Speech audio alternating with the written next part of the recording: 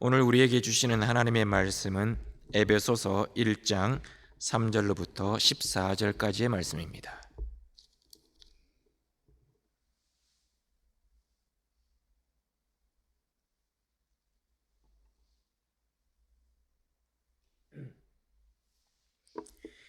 제가 가지고 있는 신약 성경 310면 에베소서 1장 3절에서 14절까지 말씀입니다. 찾으셨으면 교독하도록 하시겠습니다. 제가 먼저 3절을 읽겠습니다. 찬송하리로다. 하나님 곧 우리 주 예수 그리스도의 아버지께서 그리스도 안에서 하늘에 속한 모든 신령한 복을 우리에게 주시되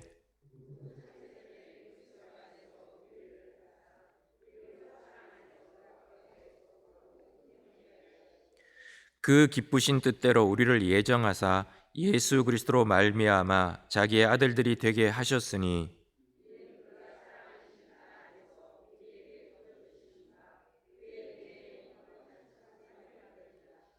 우리는 그리스도 안에서 그의 은혜의 풍성함을 따라 그의 피로 말미암아 속량 곧 죄 사함을 받았느니라. 그 뜻의 비밀을 우리에게 알리신 것이요 그의 기뻐하심을 따라 그리스도 안에서 때가 찬 경륜을 위하여 예정하신 것이니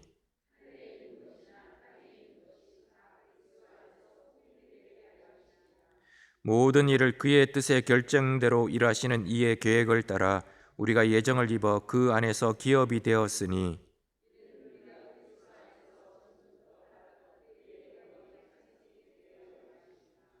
그 안에서 너희도 진리의 말씀 곧 너희의 구원의 복음을 듣고 그 안에서 또한 믿어 약속의 성령으로 인치심을 받았으니 이는 우리 기업의 보증이 되사 그 얻으신 것을 성량하시고 그의 영광을 찬송하게 하려 하심이라.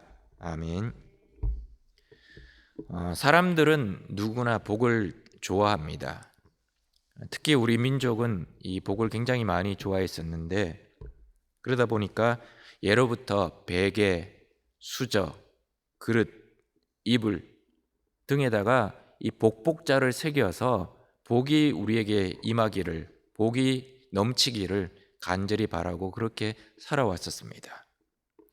그런데 우리가 바라는 복과 성경에서 말하고 있는 하나님이 주시는 복은 조금 다릅니다. 인간들이 바라는 복은 대부분 성공, 부귀영화, 건강 이런 것들을 이야기할 수 있습니다. 그런데 하나님이 주시는 복은 물론 그런 복도 하나님이 주시긴 하지만 더 본질적으로 영적인 복을 우리에게 허락해 주신다는 겁니다. 그런 의미에서 이스라엘 민족은 가장 많이 복을 받은 민족이었습니다. 하나님이 직접 그들을 택하셨고 그들을 이끄셨고 그들을 수많은 어려움과 위기 속에서 건져주셨습니다. 그렇지만 이스라엘 백성들은 복의 근원이신 하나님을 버렸습니다. 그리고 하나님을 대체할 다른 복을 찾아 나섰습니다. 그것이 결국 이스라엘이 망하게 된 근본 원인이었습니다. 오늘 본문을 통해서 하나님은 우리에게 하늘에 속한 신령한 복을 주셨다라고 이야기하고 계십니다. 이미 우리가 받은 복에 대해서 이야기를 하고 있습니다. 여러분 아시는 것처럼 이 에베소서는 AD 62년경 사도 바울이 로마에서 1차 투옥될 당시에 로마 감옥, 쉽게 말하면 가택 연금 상태에서 쓴 편지입니다. 한번 생각해 보십시오. 감옥에 갇혀서 오도 가도 못하는 상태에서 밖에 있는 성도들에게, 친구들에게 편지를 쓰고 있습니다. 주로 어떤 내용의 편지를 쓸까요? 감옥 안에 갇혀 있는 사람이라면 여러분이 감옥 안에 갇혀서 밖에 있는 가족들이나 친구들에게 편지를 쓴다면 어떤 내용으로 쓰시겠습니까? 외롭다, 힘들다, 너무너무 괴롭다, 빨리 나가고 싶다 이런 내용으로 편지를 쓰지는 않겠습니까? 그런데 사도 바울은 자신이 지금 감옥에 갇혀 있는 상태인데도 불구하고 자신의 신세, 자신의 어떤 상황에 대해서 이야기하기보다는 오히려 밖에 있는 에베소 교회의 성도들에 대해서 염려를 하고 있습니다. 그리고 그 성도들이 예수 그리스도 안에서 부르신 그 정체성대로 살고 있는지, 정체성대로 행하고 있는지를 관심을 가지고 있었습니다.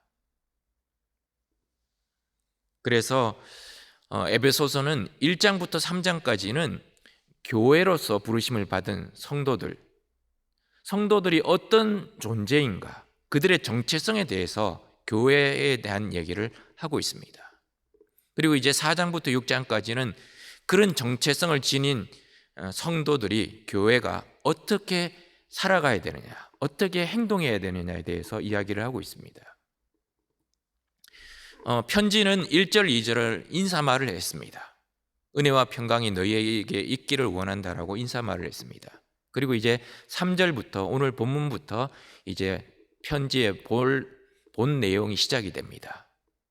그런데 오늘 본문을 잘 보시면 3절부터 14절까지는 시작을 하면서 찬송하리로다라는 말로 시작을 합니다. 그리고 14절에 끝나는 그 부분에서도 찬송하게 하려 하심이다라는 말로 끝맺힘을 하고 있습니다. 우리말 성경에는 이 문장이 여러 개가 등장하지만 원문에는 3절부터 14절까지가 한 문장입니다. 그 말은 뭐냐면, 바울이 편지를 쓰기 시작하면서 가장 먼저 하고 싶었던 얘기가 뭐냐? 하나님을 찬송하고 싶다는 겁니다. 하나님을 높여드리고 싶다는 겁니다. 왜냐? 하늘에 속한 신령한 복을 받았고 누리고 있기 때문에, 깨달았기 때문에, 그 복이 얼마나 신령하고 큰 것인 걸 알았기 때문에 에베소 교회의 성도들에게 그걸 알리고 싶어서, 하나님이 이렇게 신실하신 분입니다. 하나님이 이렇게 위대한 분이십니다. 그렇기 때문에 그분을 찬양하지 않을 수 없습니다. 그 고백을 하고 있는 겁니다. 바울은 하늘에 속한 신령한 복을 받았고 누리고 있다라고 이야기합니다. 흔히 복을 이야기하면 부귀영화 이런 것들을 많이 상상하는데, 그것은 하늘에 속한 복이 아닙니다. 그것은 세상에 속한 것이고 땅에 속한 복입니다. 흔히들 유교에서는 오복을 이야기합니다. 수, 부, 강령, 유호덕, 고정명. 그러니까 오래 사는 것, 장수하는 것, 재물이 많은 것, 그 다음에 건강하게 사는 것, 그리고 재물도 많고 건강하게 오래 살게 되면 이제 조금 평안해지니까 다른 사람들에게 선한 영향력을 끼치는 것, 그리고 마지막에는 자신의 명대로 살다가 그렇게 편안하게 목숨을 다하는 것, 평안하게 일생을 마치는 것, 그것이 오복이라고 이야기를 합니다. 물론 이 복을 누리고 사는 것도 참 좋은 일입니다. 하지만 하나님이 우리에게 주시는 복은 그런 육체적이고 물질적인 복이 아닙니다. 한순간의 복이 아니라는 겁니다. 하늘에 속한 신령한 복은 어떤 복일까요? 오늘 본문 3절 말씀을 통해서 이렇게 이야기합니다. 첫 번째로 그리스도 안에서 주어지는 복이라는 겁니다. 하나님이 우리에게 주시는 복은 예수 그리스도와 관계없이 주어지는 복이 아니라는 겁니다. 오로지 예수 그리스도 안에서 주시는 복이라는 겁니다. 그 말은 예수 그리스도의 십자가 구속 사역을 통해서만 우리에게 하늘의 신령한 복이 주어진다는 것을 이야기하는 것입니다. 예수 그리스도 안에서 우리에게 주어지는 복, 엔 크리스토라는 헬라어를 씁니다. 이 말은 성도와 예수님과 연합된 상태를 이야기하는 겁니다. 그러니까 그 말은 성도가 예수님 안에 있을 때만 주어지는 복을 이야기하는 겁니다. 성도가 예수님 안에 있지 않을 때는 주어지지 않는다는 겁니다. 두 번째는 그 복은 하늘에 속한 복입니다. 땅의 복이 아니라는 겁니다. 이 땅에서 주어지는 복이 아니라는 겁니다. 성도는 땅의 복을 추구하는 사람이 아닙니다. 성도는 땅의 복에 집착하는 사람이 아닙니다. 성도는 저 영원한 하늘의 복을 사모하고 그 복을 따라가는 사람들이라는 겁니다. 세 번째로 그 복은 신령한 복입니다. 다른 말로 말하면 영적인 복이라는 겁니다. 외적인 것이 아니라 우리의 내재적인 내면 안에서 이루어지는 복을 이야기하는 것입니다. 신령한이라는 단어는 헬라어로 푸니마티케라는 단어를 썼는데 이것은 성령이라는 단어와 동일 어원을 사용하고 있습니다. 그 말은 뭐냐? 결국 성령을 통해서 주어지는 구원의 복이 우리에게 임하는 하늘의 신령한 복이라는 겁니다. 근데 더 중요한 것은 앞으로 그 복을 받게 될 것이다, 앞으로 우리에게 이루어질 복이다 라고 말하는 것이 아니라 이미 주어졌다는 겁니다. 예수 그리스도를 믿게 되었을 때, 성도가 되었을 때, 그리스도인이 되었을 때 이미 이 복이 우리에게 주어졌다는 겁니다. 하나님이 우리에게 이 복을 주셨다는 겁니다. 그렇다면 하늘에 속한 신령한 복은 좀 더 구체적으로 무엇을 말하는 것일까요? 물론 전체적으로는 구원을 이야기하는 겁니다. 그런데 오늘 성경 본문에 의하면 성부, 성자, 성령과 관계되는 것으로 지금 설명을 하고 있습니다. 첫 번째는 4절부터 6절까지 성부 하나님이 우리를 택하셔서 자녀 삼으신 것이 하늘에 속한 신령한 복이라는 겁니다. 두 번째는 7절부터 12절에서 예수 그리스도로 말미암아 죄 사함을 얻게 된 것이 신령한 복이라고 이야기하고 있습니다. 그리고 13절에서 14절에서는 성령께서 우리의 마음에 오셔서 인치시고 보증해 주시는 것이 하늘에 속한 신령한 복이다라고 말씀하고 있는 것입니다. 그런데 오늘은 성부 하나님이 우리에게 주시는 것에 대해서 함께 생각해 보고자 합니다. 두 가지를 이야기할 수 있습니다. 첫 번째는 4절 말씀을 통해서 창세전에 저와 여러분을 택하셨다는 겁니다. 내가 예수 믿게 된 것, 내가 예수 믿고 이렇게 오늘 예수님 앞에 나와서 예배 드릴 수 있게 된 것, 그것은 하나님이 나를 창세전에 택하셨기 때문에 되었다는 겁니다.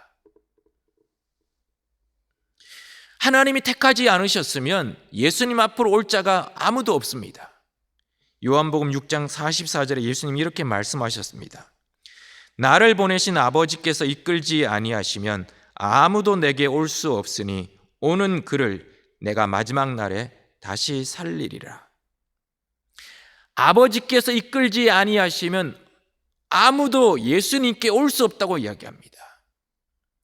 우리가 우리의 의지를 가지고 결단해서 예수를 믿기로 결정해서 교회에 와서 등록하고 예수 믿었다는 것이 아니라는 겁니다. 겉으로 보기에는 내가 결단해서 예수를 믿고 이곳에 와서 예배드리는 것처럼 보여지지만 실상은 하나님이 우리를 이끌어 주셨기 때문에, 택하셨기 때문에 여기 와서 예배를 드리며 예수 그리스도를 주라고 고백하게 되었다는 겁니다. 때때로 우리는 신앙생활을 하면서 이게 잘 믿어지지 않을 때가 있습니다. 하나님이 나를 택하셨다는 것이 이게 실감나지 않을 때가 있습니다. 하나님이 내가 뭐가 잘한 것이 있어서 나를 보고 나를 택하셨을까? 나는 별로 내세울 게 없는데, 그렇게 생각할 때가 있습니다. 그러나 성경은 우리에게 분명히 이야기하고 있습니다. 고린도전서 1장 27절에서 29절에 하나님께서 세상의 미련한 것들을 택하사 지혜 있는 자들을 부끄럽게 하려 하시고 세상의 약한 것들을 택하사 강한 것들을 부끄럽게 하려 하시며 하나님께서 세상의 천한 것들과 멸시받는 것들과 없는 것들을 택하사 있는 것들을 폐하려 하시나니 이는 아무 육체도 하나님 앞에서 자랑하지 못하게 하려 하심이라. 여러분, 하나님이 어떤 사람을 택하셨습니까? 있는 사람이 아닙니다. 없는 사람을 택하셨다는 겁니다. 미련한 것들을 택하셨다고 합니다. 약한 것들을 택하셨다고 말씀하고 있습니다. 천한 것들과 멸시받는 것들과 없는 것들을 택하셨다고 말하고 있습니다. 그 말은 나처럼 그냥 그렇게 살아가는 인생을 하나님이 창세전에 택하셨다는 겁니다. 우리의 어떤 자격, 우리의 어떤 조건, 우리의 어떤 성품, 그게 아니라는 겁니다. 그저 하나님이 창세전에 저와 여러분을 택하셨다는 겁니다. 성실하고 깨끗하고 의롭고 위대하고 똑똑한 사람을 택하셨다면 어쩌면 우리 중에 많은 사람이 하나님의 택하심을 못 받을지도 모릅니다. 그러나 성경은 분명하고 확실하게 이야기하고 있습니다. 미련하고 약하고 천하고 멸시받고 받고 없는 자였기 때문에 택하셨다는 겁니다. 이 택하심의 은혜를 깨달아 알게 되면 시각이 바뀝니다. 세상을 보는 눈이 달라지고 특히 나 자신을 보는 눈이 달라집니다. 온 세상 만물을 지으신 하나님이 창세 전에 아무런 조건 없이 그저 나를 택하셨다는 겁니다. 그렇다면 우리는 어떻게 될까요? 그저 감사할 뿐입니다. 그저 나를 불러주신 그 은혜에 감사할 뿐이라는 겁니다. 자랑할 것도 없다는 겁니다. 왜냐? 우리는 부족하고 연약한 인생이기 때문에 하나님이 택하여 부르지 않으셨다면 여기 올 수 없었던 사람이기 때문에 하나님 앞에 자랑할 것도 없고 그저 감사할 뿐이라는 겁니다. 바울은 감옥에서 그것을 깨달았습니다. 그래서 밖에 있는 에베소 교회 성도들에게 하나님이 창세 전에 우리를 택하셨다라고 이야기하고 있습니다.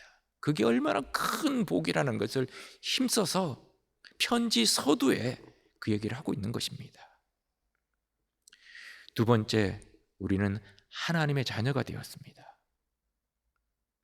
우리가 노력해서 하나님의 아들, 딸이 된 것이 아닙니다.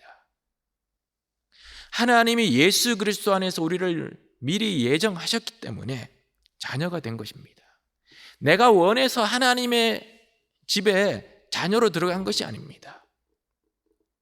그냥 예수 그리스도를 믿기만 했을 뿐인데 하나님이 나를 당신의 자녀로 삼으신 것입니다. 요한복음 1장 12절에서 13절 이렇게 말합니다. 영접하는 자 곧 그 이름을 믿는 자들에게는 하나님의 자녀가 되는 권세를 주셨으니 이는 혈통으로나 육정으로나 사람의 뜻으로 나지 아니하고 오직 하나님께로부터 난 자들이니라. 예수 그리스도의 이름을 믿게 되면 하나님의 자녀가 되는 권세가 주어진다는 겁니다. 그런데 그것은 혈육으로도 어떤 능력으로도 사람의 뜻으로 되지 않는다는 겁니다. 그저 그냥 하나님으로부터 주어졌다는 겁니다. 하나님의 은혜로 자녀 삼으셨다는 겁니다. 로마서 8장 14절에서 15절에도 이렇게 이야기합니다. 무릇 하나님의 영으로 인도함을 받는 사람은 곧 하나님의 아들이라.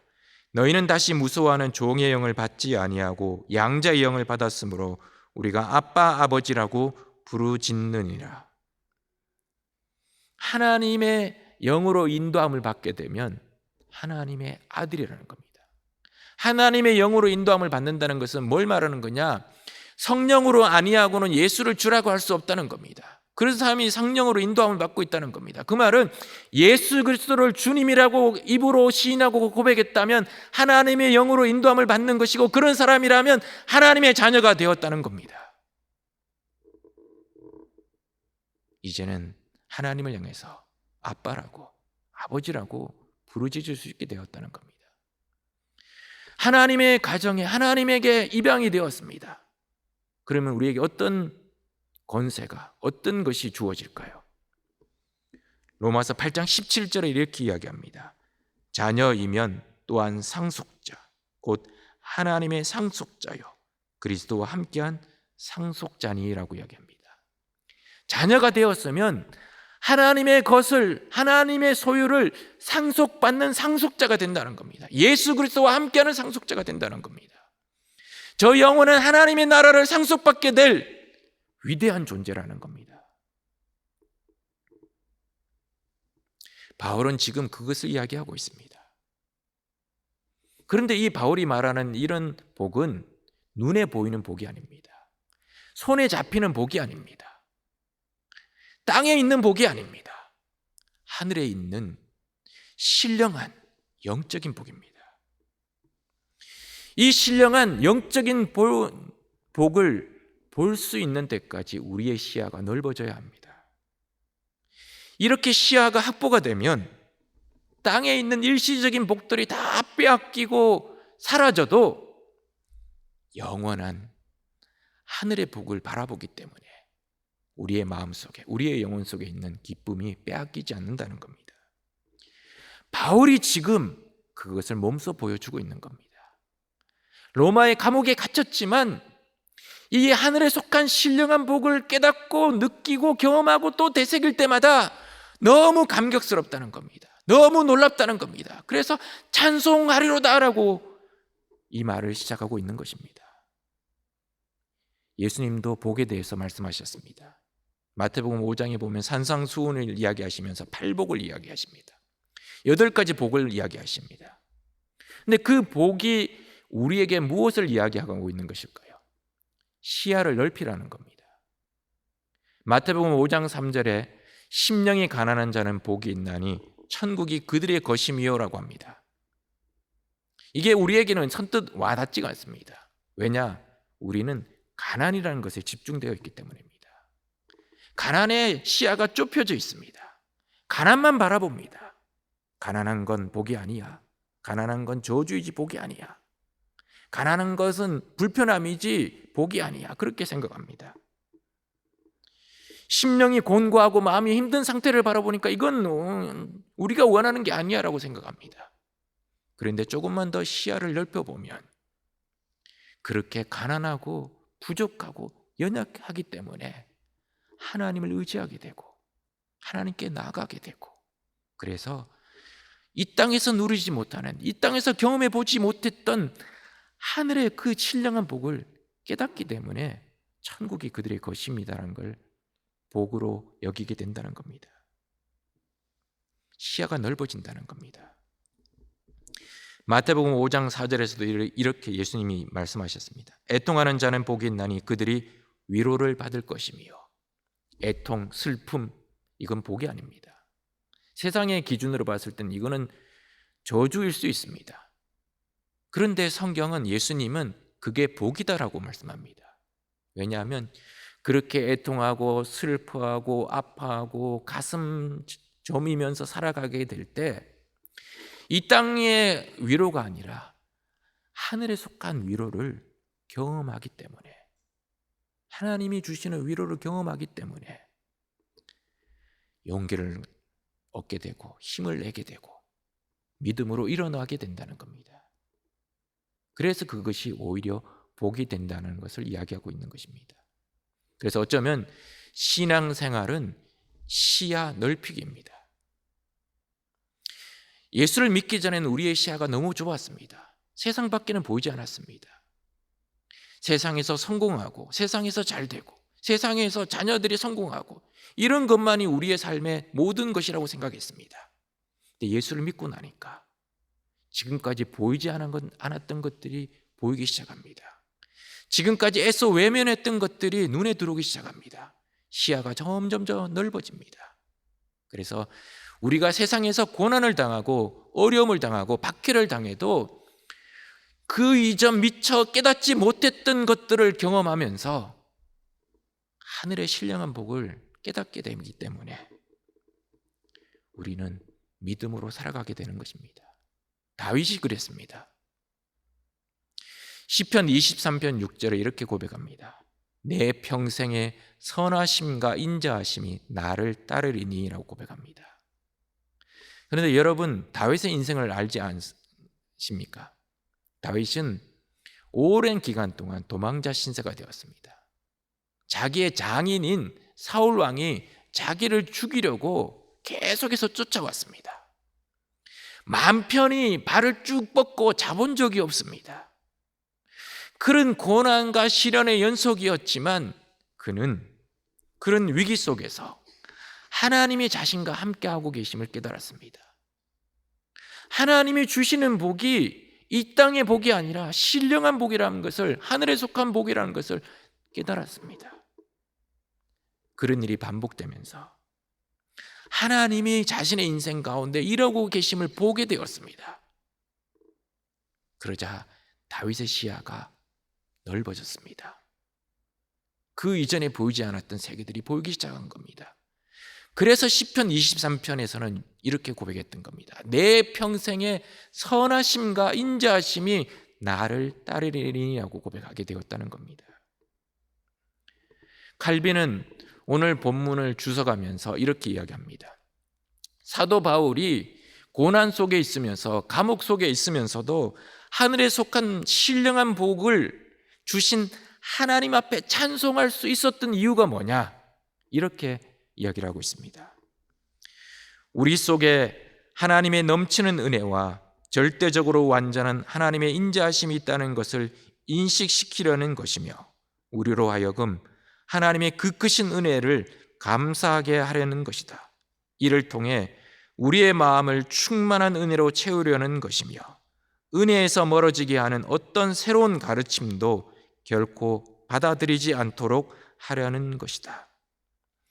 바울이 감옥에 갇혀서 위기, 어려움과 고통 가운데 있었지만 에베소 교회 성도들을 향해서 하나님을 찬송합니다라고 외칠 수 있었던 이유는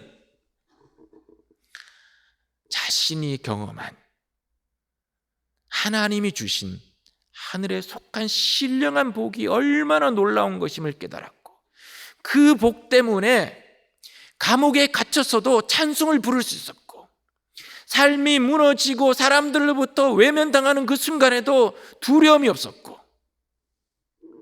인생의 위기 앞에서도 당당하게 맞설 수 있는 용기가 주어졌기 때문입니다. 하나님의 은혜로 자신의 마음이 채워져 있으니까 외적인 어려움도 능히 이겨낼 수 있었기 때문에 에베소 교회 성도들에게 하나님을 찬양합니다, 하나님을 찬송합니다라고 고백할 수 있었다는 것입니다. 감옥 생활에서 찬송 생활로라는 책을 쓰신 멀린 케로도스 목사님이 계십니다. 이분은 젊은 시절 군대에서 탈주를 했습니다. 탈영을 했습니다. 그러다가 잡혀서 감옥을 가게 되었습니다. 그리고 난 이후에 예수님을 영접하고 군목이 되었습니다. 그리고 아이젠하워 장군의 경호실장도 되었다가 작가로서, 강사로서, 목사로서, 전도자로서 다양한 사역을 했었습니다. 그는 특별히 감옥이라는 인생이 어떻게 보면 밑바닥 체험을 하면서 그곳에서 하나님의 놀라운 은혜를, 하나님이 주시는 신령한 복을 깨닫게 되었습니다. 그래서 자신이 받았던 은혜를 간증을 하면서 자신이 경험한 것들을 나누기 시작했습니다. 그것이 책의 감옥 생활에서 천국 생활, 찬송 생활로라는 책으로 출간이 되었던 겁니다. 그는 인생의 어려운 고비 때마다 하나님이 그를 지켜주셨습니다. 자신이 만난 하나님의 은혜에 감사하면서 날마다 그런 찬송이 있습니다. 참 놀라운 것은 그렇게 감사하며 찬송할 때마다 자신의 마음속에 하나님이 주시는 은혜, 하나님이 주시는 복이 점점 더 가득가득 넘치는 것을 깨달았습니다. 그리고 감옥 생활이 아니라, 그래서 찬송을 함으로 인해서 천국을 감옥에서 맛보았다라고 고백하게 되었습니다. 그는 그의 책에서 이렇게 고백했습니다. 신앙이란 우리가 보이지 않는 어떤 것을 믿는 것이다. 성경에 있는 약속은 오직 믿는 자들에게만 풍성한 것이다. 그러므로 내가 해야 할 일은 하나님 앞에서 편히 쉬고 무아의 상태에서 하나님이 주시는 말씀 따라 믿음으로 내 입을 여는 것뿐이다. 찬양 기도는 하나님과 교통하는 가장 좋은 길이며 우리 생활에 큰 힘을 일으키는 것을 나는 믿게 되었다. 하나님을 찬양하는 것은 기뻐서 하는 것이 아니다. 하나님을 순종해서 하는 것이다. 찬양 기도는 커다란 결심 중에 행하여지며 끝까지 견디어 찬양을 계속하면 하나님의 능력은 서서히 시작하여 점점 불어나 큰 시냇물처럼 넘쳐 흘러 지난날의 상처와 그 흔적을 깨끗이 씻어버리는 것이다. 멀린 케로도스 목사님은 자신의 삶이 좋았기 때문에, 형통했기 때문에, 여유로웠기 때문에 찬송을 부른 것이 아니었습니다.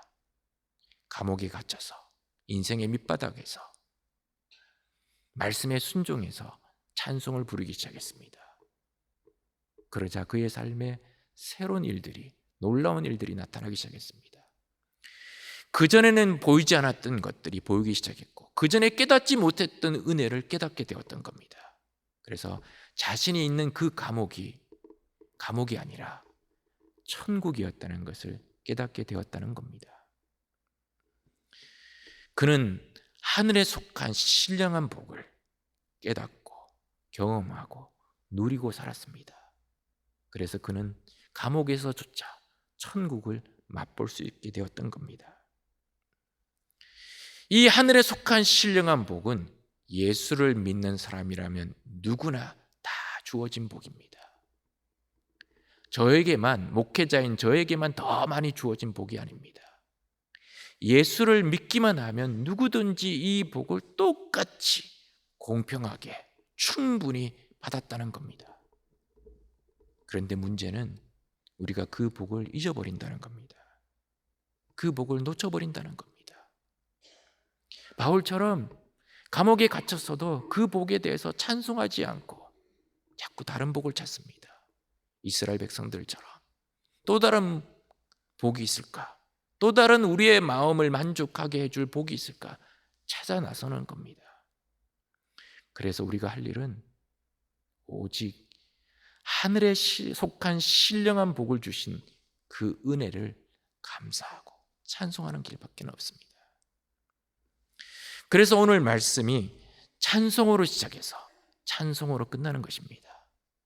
오늘 3절로부터 14절까지 말씀에 찬송이라는 단어가 4번이나 등장합니다. 그 말은 뭐냐? 사도 바울은 이것을 깨닫게 되니까 너무 감격스럽고 기뻤고 힘이 났고 용기가 났기 때문에 하나님 앞에 찬송하게 되었다는 겁니다. 사단은 계속해서 우리가 받은 복을 잊어버리게 말합니다. 우리가 좀 전에 불렀던 찬송가 429장의 가사처럼 우리가 받은 복이 얼마나 크고 풍성한데도 자꾸 잊어버리게 만듭니다. 다시 생각해야 합니다. 내가 받은 복이 어떤 것인지, 내가 받은 복이 얼마나 큰 것인지, 내가 받은 복이 얼마나 풍성하고 놀라운 것인지를 다시 생각하고 또 생각함으로 하나님 앞에 내가 받은 복을, 주의 크신 복을 찬송할 때 우리의 삶에 하늘에 속한 신령한 복이 넘치도록 우리의 삶을 붙들어 주실 것입니다. 기도하시겠습니다.